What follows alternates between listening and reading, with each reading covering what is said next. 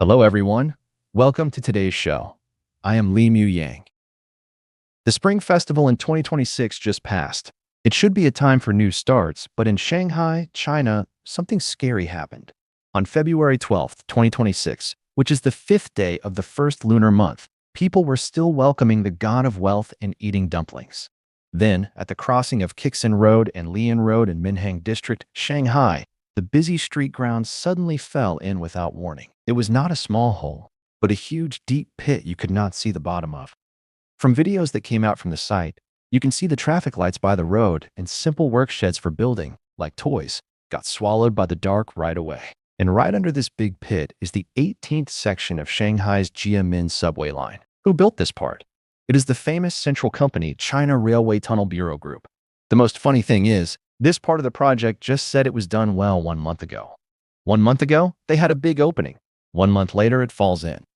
Is this the so-called China speed? But if you think this is just one case, you are too simple.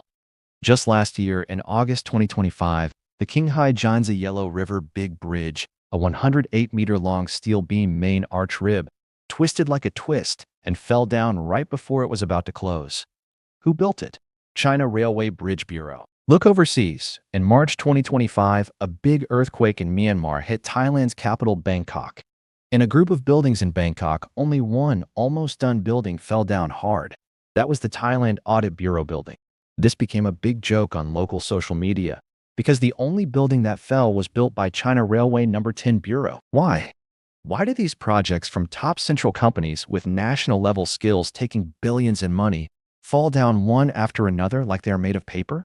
Today, we will open this black box and see how the Chinese government uses state-owned companies as a blood-sucking pump to squeeze private companies dry, take from the bottom people, and finally cause a big wave of no jobs and building project big crash all over China. To explain this system clearly, we must use a real example to count the money.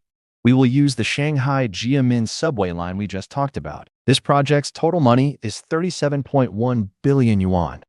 This 37.1 billion is people's hard-earned money, got from government funds and special bonds. In theory, with so much money, it should build the best subway in the world, right?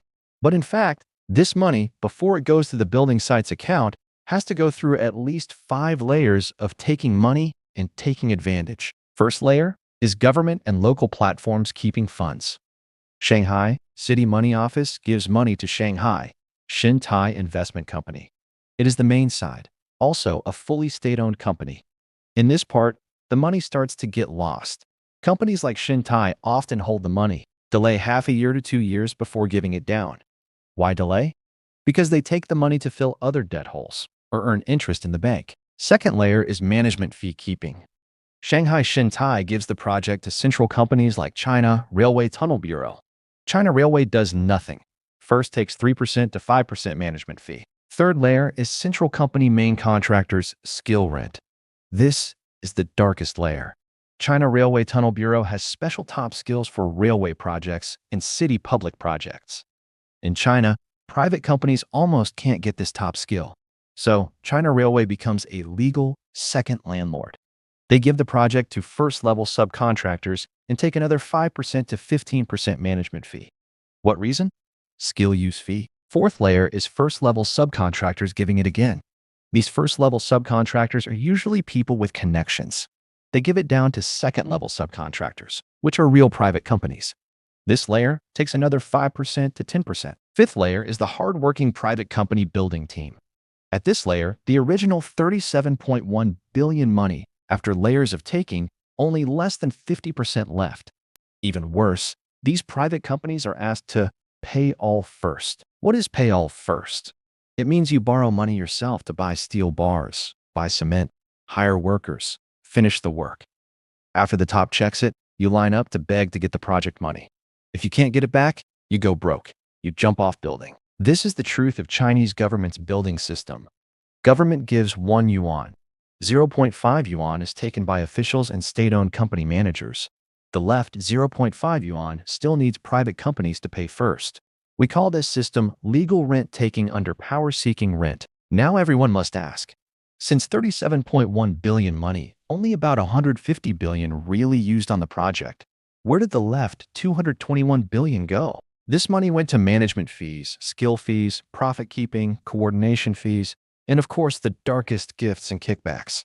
To get the project, private companies must give bribes to project managers, to finance people, to quality check people, to every official on the whole line. So the problem is, building side only has less than half the money, still need to make money, still need to pay for bad deals. How do they work? The only way is cut corners. Waterproof layer should be 3 millimeters thick to save money, only buy 1.5 millimeters. Cement level should be C40, but really maybe only use C30. Road base depth should hit 20-meter piles, maybe only hit 15 meters. That Shanghai Jiamin subway line big pit, official said it was leaked from the day before. Why leak?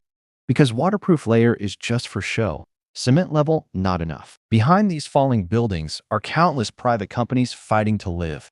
They know cutting corners has risk, but in this 5 layers taking system, if not cut corners, they can't even pay workers' pay. Next day they close. We need to see not just cold buildings and numbers, but the people behind who are hurt. Before this year's Spring Festival in mid-February 2026, our team went deep in places like Anhui, Shandong, Henan labor markets.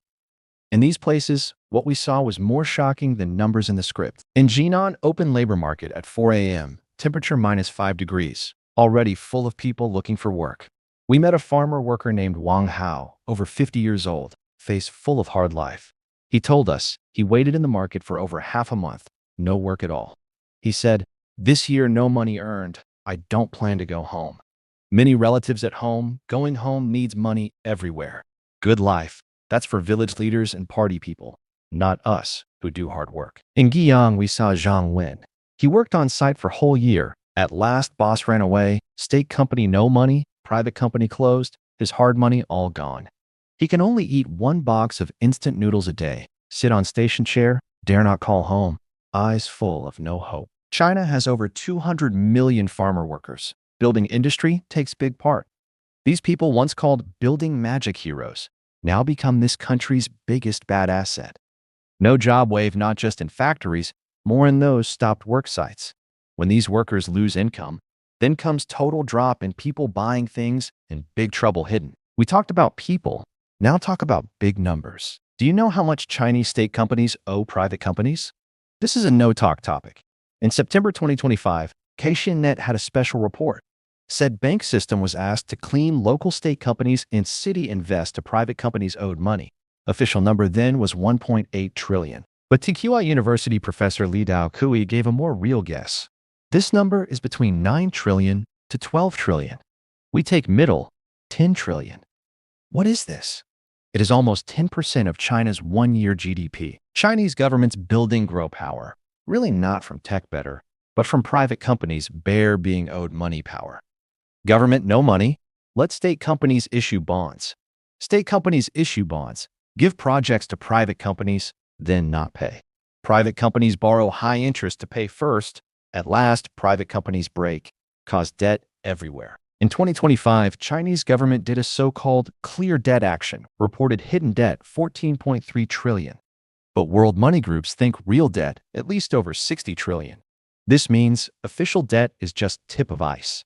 Same, that 1.8 trillion owed times 5 is our 10 trillion debt black hole. Everyone knows China's private economy gives over 80% city jobs. In building industry, government, state companies often delay project money.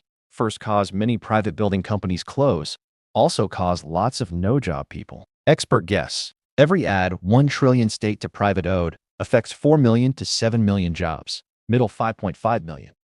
If now state companies owe private 9 to 12 trillion, then affected jobs at least 36 million. Take Guangdong as example.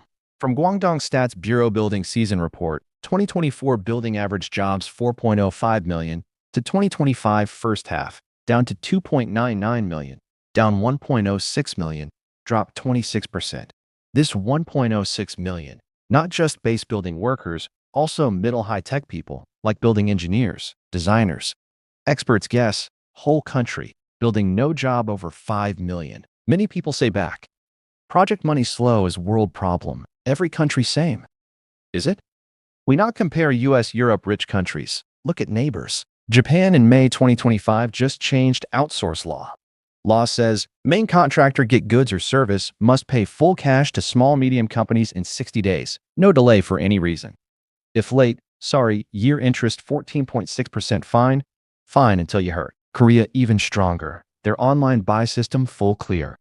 Supplier ask pay and 4 hours money to account. No middle people take. Singapore has special no pay when I get paid rule. Means main contractor can't use main side not pay me as reason to hold lower money. Why these countries can do? Because their system protects makers. But Chinese government system protects rent eaters. In Chinese government view, private companies and farmer workers are fuel, burnout, change new wood. They don't need fix wrong system because this power seek rent is their bed to keep rule, make bad officials fat. Now, this blood-sucking game end is near because the host private companies suck dry. In 2025, a clear trend is private companies no more bid. Since bid is pay first is lose money, better close.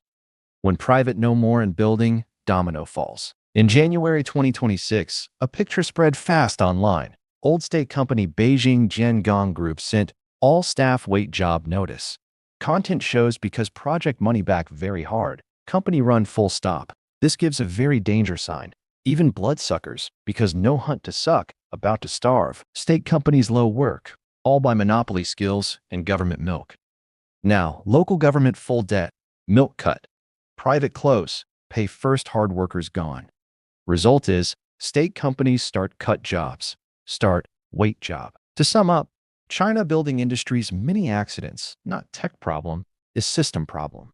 From Shanghai subway deep pit to no job workers tears, behind is whole set called state company pump machine. They one side monopoly skills get projects, layer sub give take money. Other side by long O, give all risk to private and bottom workers. First stage, decide high price. Second stage, manage fee take. Third stage, middleman kickback. Fourth stage, bad gift. Fifth stage, high money cost. This set punches. Original money for road bridge, 60% become rich people pocket bonus, left 40%, only build junk. Now China economy entering last clear time. Government, no money.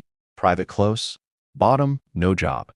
That 10 trillion owed, like huge time bomb, anytime blow China's money system. Young people can't find job. Big reason is private who can pay them, dragged dead by state. Chinese government no power to fix wrong, because this system made to suck blood. If you still work on these sites, or you plan to enter this field, please be careful.